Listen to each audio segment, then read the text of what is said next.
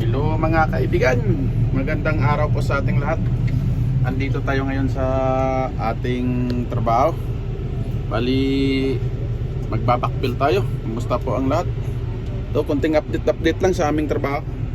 So, bagong community ito. Ayan o, may pinapatayo na ng mga bagong mga bahay dito.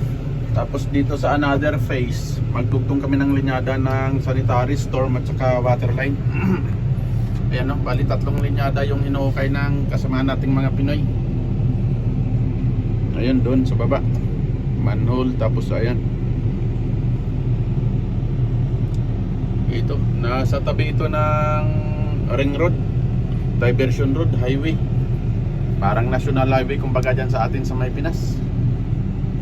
Yan, kung makikita nyo yung mga blue pipe na yan, yan yung water line na yan, kinakabit ng aming mga kasamahan.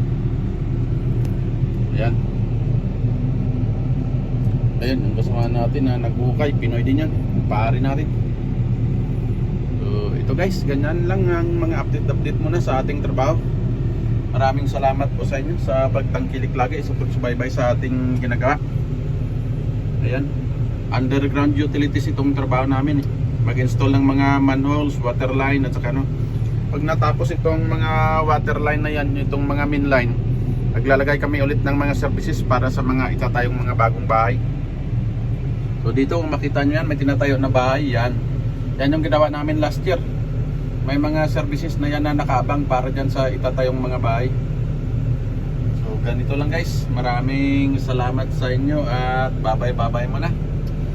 Thank you po. God bless po sa ating lahat. Hanggang dito na lang yung ating update muna sa inyo guys. So bye-bye at maraming salamat. Thank you and God bless.